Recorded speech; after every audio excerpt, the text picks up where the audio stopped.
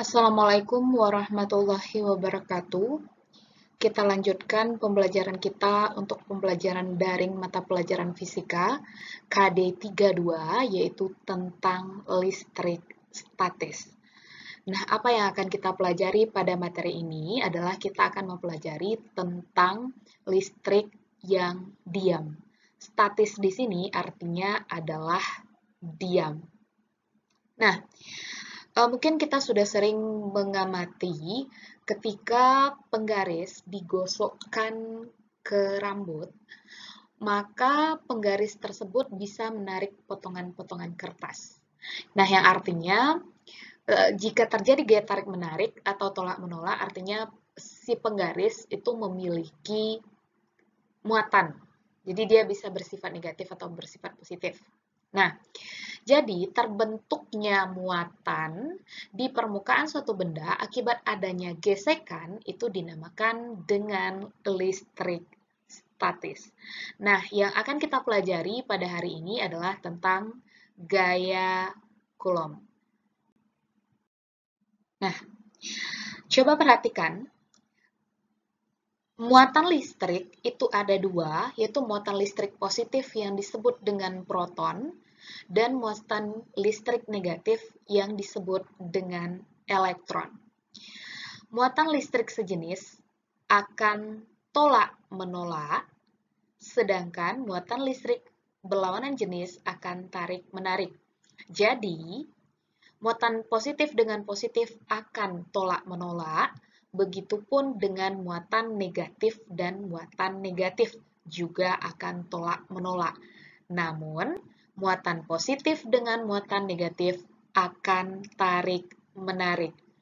Nah, dari fenomena ini, seorang ahli fisika bernama Coulomb menyimpulkan bahwa di antara dua buah muatan akan terjadi gaya tarik-menarik ketika dia berlawanan jenis dan akan terjadi gaya tolak-menolak ketika dia sesama jenis yang besarnya sama dengan hasil kali kedua muatan dan berbanding terbalik dengan kuadrat jarak kedua muatan. Ini disebut dengan hukum Coulomb. Nah, jadi kalau kita rumuskan, hukum Coulomb itu sama dengan K dikali Q1 dikali Q2 per R kuadrat. F di sini adalah gaya Coulomb, tentunya satuannya dalam Newton. Kemudian Q1 adalah muatan benda 1, satuannya dalam Coulomb. Q2 adalah muatan benda 2, itu satuannya juga dalam Coulomb. Sedangkan R kuadrat adalah jarak pisah kedua muatan. K adalah tetapan Coulomb. Nah, tetapan Coulomb ini bernilai 9 dikali 10 pangkat 9 Newton meter kuadrat per Coulomb kuadrat.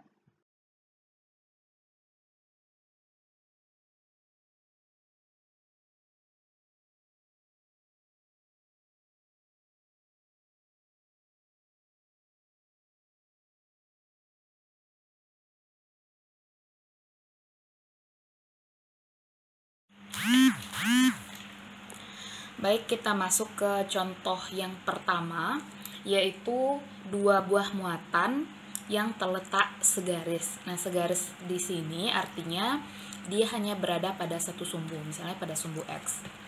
Di sini ada dua buah muatan, yaitu muatan positif 20 mikrocoulomb dan negatif 45 mikrocoulomb yang terpisah sejauh 3 cm.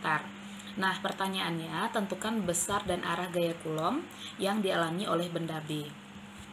Nah, perhatikan di sini B memiliki muatan negatif, sementara A memiliki muatan positif. Ingat, dua buah benda yang berbeda muatannya akan mengalami gaya tarik-menarik. Jadi, arah gaya di muatan B adalah ke kiri menarik si A, dan arah gaya di titik A adalah ke arah kanan menarik si B. Nah, yang akan kita tentukan di sini adalah pada benda B. Nah, di sini kita tahu bahwa QA itu sama dengan positif 20 mikrocoulomb, itu sama dengan positif 20 kali 10 pangkat min 6 Coulomb, karena satuannya harus dalam Coulomb. Kemudian Qb itu juga sama dengan negatif 45 mikrokulom atau negatif 45 dikali 10 pangkat min 6 kulom. Kemudian muatan A dan muatan B itu terpisah 3 cm, berarti R-nya sama dengan 3 cm, sama dengan 3 kali 10 pangkat min 2 meter. Nah, setelah itu baru kita tentukan gaya kulomnya. F sama dengan K dikali QA dikali QB per R kuadrat. K adalah tetapan itu nilainya 9 kali 10 pangkat 9 dikali muatan A 20 positif dikali. Nah, jadi untuk memasukkan ke nilainya, positif negatifnya itu tidak usah dimasukkan. Jadi semuanya dianggap tandanya positif. Positif negatifnya ini hanya berpengaruh pada arahnya, tarik menarikkah atau tolak menolak. Nah, jadi muatan A kita masukkan 20 kali 10 pangkat min 6 dikali muatan B 45 dikali 10 pangkat min 6 per jari-jari kuadrat, berarti 3 kali 10 pangkat min 2 dikuadratkan.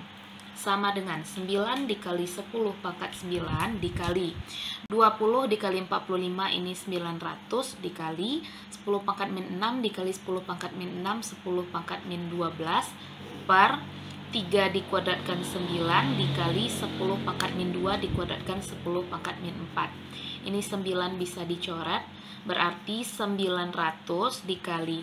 Nah, di sini kan pangkat 9 ini minus 12. Kalau dikali pangkatnya ditambah. 9 tambah minus 12 itu 10 pangkat minus 3 per 10 pangkat minus 4.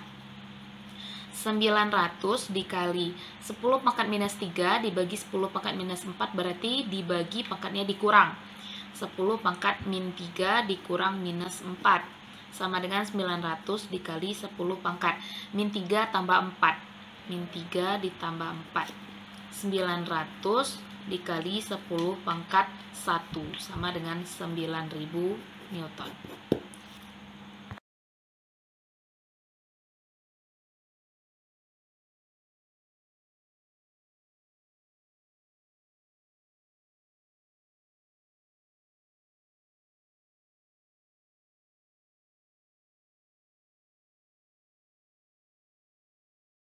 Oke. Kita lanjut ke soal nomor 2. Di sini ada 3 buah muatan segaris.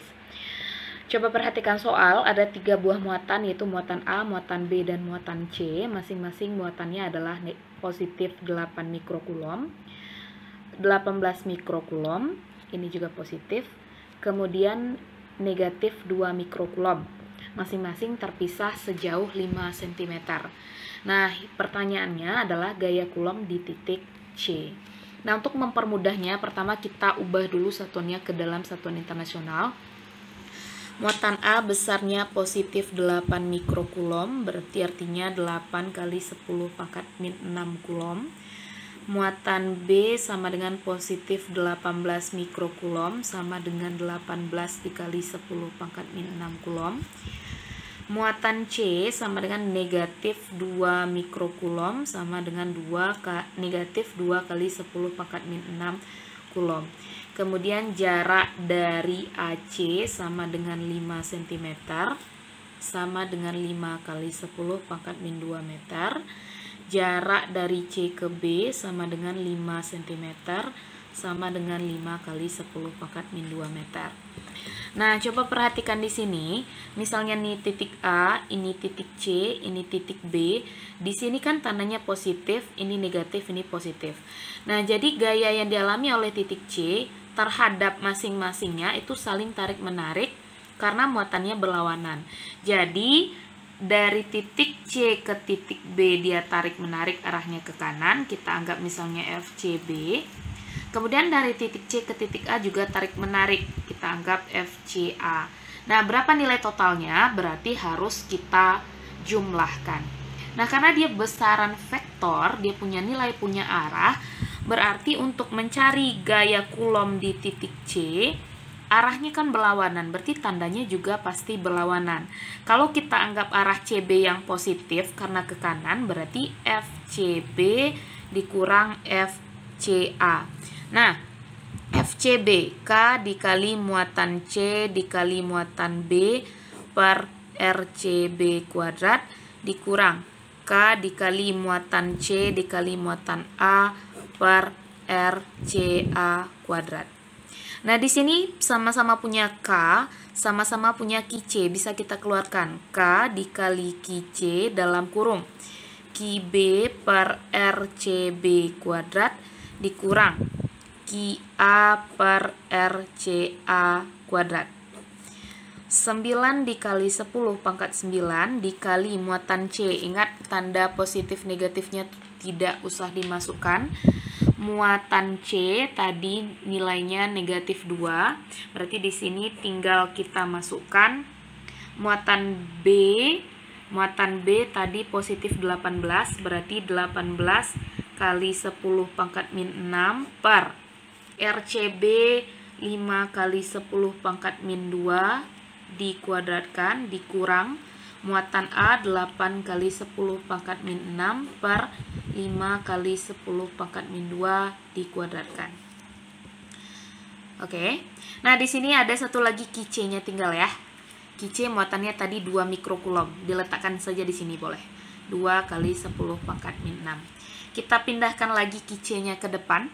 9 kali 2 18 dikali 10 pangkat 9 dikali 10 pangkat min 6 berarti 10 pangkat 3 dalam kurung 18 dikali 10 pangkat min 6 per 25 dikali 10 pangkat min 4 dikurang 8 kali 10 pangkat min 6 per 25 dikali 10 pangkat min 4. Ini penyebutnya sudah seema, berarti bisa kita satukan. 18 kali 10 pangkat 3 dalam kurung 18 kali 10 pangkat min 6 dikurang 8 kali 10 pangkat min 6 per 25 kali 10 pangkat min 4 sama dengan 18 kali 10 pangkat 3 dalam kurung 18 kurang 8 10 dikali 10 pangkat min 6 per 25 kali 10 pangkat minus 4. Kita lanjutkan ke sini. 18 dikali 10 pangkat 3 dalam kurung 10 dan 25 sama-sama bisa dibagi 5. Ini dapatnya 2, ini dapatnya 5. Nah, berarti di atas 2 kali 10 pangkat min 6 per 5 kali 10 pangkat min 4. Nah, 18 kali 2 36 per 5 dikali 10 pangkat 3 dikali 10 pangkat min 6 per 10 pangkat min 4. Ingat, pangkat kalau dikali itu ditambah, kalau dibagi itu dikurang. Berarti hasil akhirnya 36 per 5 dikali 10 pangkat 3 tambah negatif 6 kurang negatif 4. Berarti 36 per 5 dikali 10 pangkat 3 ditambah negatif 6 minus 3 ditambah 4 1. Berarti hasilnya adalah 360 per 5. 360 per 5 ini hasilnya adalah 72 Newton. Berarti gaya total yang dialami oleh muatan C sebesar 72 Newton arahnya ke kanan. Nah, jadi tarikan muatan B itu lebih besar daripada tarikan muatan A. Kenapa nilainya positif? Karena kalau nilainya positif berarti dia searah dengan angka yang kita anggap positif di awal tadi. Kita tadi menganggap yang positif adalah FCB. Berarti gaya total yang dialami oleh muatan C sebesar 72 Newton arahnya adalah ke kanan atau menuju muatan B. Baik, kita masuk ke contoh yang ketiga, yaitu 3 buah muatan membentuk segitiga. Di sini ada muatan 1, nilainya adalah positif 2 mikrokulom. Kemudian muatan 2, negatif 4 mikrokulom. Dan muatan 3, positif 7 mikrokulom. Terpisah sejauh 3 cm. Nah, sisinya adalah 3 cm, berarti kita tahu pada segitiga ini adalah segitiga sama sisi. Nah, kalau sama sisi berarti sudutnya pasti 60 derajat masing-masingnya. Yang jadi pertanyaan adalah berapa gaya total di muatan 1. Nah, itu yang mau kita cari. Pertama kali kita uraikan terlebih dahulu. Kalau di sini positif, berarti antara muatan 1 dan muatan 3 itu akan tolak-menolak. Nah, kalau dia tarik-menarik, dia akan searah dengan sisi sebelah kanan. Kalau tolak-menolak, berarti dia akan menjauhi. Nah, berarti di muatan 1 akan ada gaya tolak-menolak. Misalnya kita anggap di sini F13. Kemudian antara muatan 1 dan muatan 2 itu tarik-menarik karena muatannya berlawanan. Berarti dia akan tarik-menarik. Misalnya F12. Nah, kalau di sini 60, kalau di sini 60 derajat, maka di sini nilainya adalah 120 derajat. Ingat total sudut nilainya adalah 180. Berarti pertama kali kita tentukan dulu nilai F13. F13 berarti K dikali muatan 1 dikali muatan 3 per R13 dikuadratkan. 9 dikali 10 pangkat 9 dikali Q1 nilainya 2 kali 10 pangkat min 6. Ingat, ini minus 6 didapat dari mikrokulom yang diubah jadi kulom. Kemudian Q3 7 kali 10 pangkat min 6 per jari-jarinya 3 cm, berarti 3 dikali 10 pangkat minus 2 dikuadratkan. 9 dikali 10 pangkat 9 dikali 2 kali 7 14 kali 10 pangkat minus 6 ditambah minus 6 minus 12 per 3 dikuadratkan 9 minus 2 dikuadratkan minus 4. Coret, berarti bersisa 14 dikali 10 pangkat. 9 tambah minus 12 minus 3 kurang minus 4 positif 1. Berarti nilainya adalah 140 Newton. Kemudian kita cari lagi F12, berarti K dikali Q1 Q2 per R12 dikuadratkan. 9 dikali 10 pangkat 9 dikali Q1 2 kali 10 pangkat minus 6, Q2 nilainya 4 kali 10 pangkat minus 6 per 3 kali 10 pangkat minus 2 dikuadratkan. Sama dengan 9 dikali 10 pangkat 9 dikali 2 kali 4 8 minus 6 tambah minus 6 minus 12 per 3 kuadrat 9 kali 10 pangkat minus 4. 9 habis, tinggal 8 kali 10 pangkat 9 ditambah minus 12 minus 3 dikurang minus 4 positif 1. Berarti nilainya adalah 80 Newton. Nah, untuk mencari gaya resultan di titik 1,2, tentu kita harus uraikan dengan menggunakan prinsip penjumlahan vektor secara jajar genjang. Nah, bagaimana caranya kita buat duplikat vektor yang di bawah? Ini dia. Kita buat juga duplikat vektor F13. Nah, resultannya adalah penghubung dari pertemuan pangkal dan ujung.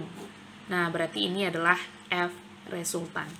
Berapa nilai F resultan? Sama dengan akar. Ingat rumus jajar genjang? F resultan ini terbentuk dari 1,3 dan 1,2. Berarti F13 dikuadratkan ditambah F12 dikuadratkan dikurang 2 dikali F13 F12 cos theta. Nah, theta di sini nilainya 120 derajat.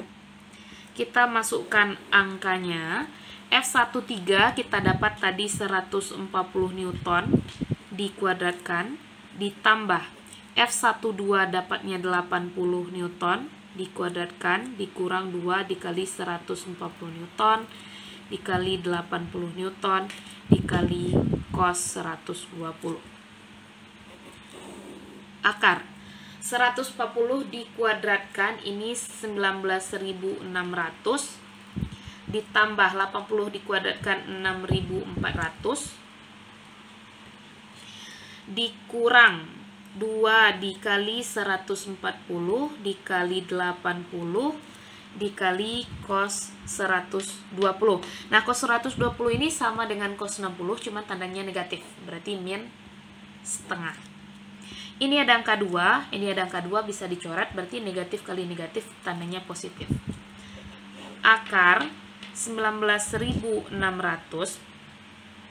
ditambah 6.400, negatif kali negatif positif, 140 dikali 80. Nah, 10 dikali 8, 80, 4 kali 8, 32, berarti 112. Nolnya ada 2 buah. Oke, 11.200. Kita tambahkan semuanya. 19.000 tambah 6.000, 25.000, berarti 26.000. 26.000 ditambah 11.200, berarti 37.200 Newton. Nah, jadi gaya resultan yang dialami oleh muatan pertama adalah sebesar akar 37.200 Newton. Nah, hasilnya nanti bisa digunakan kalkulator.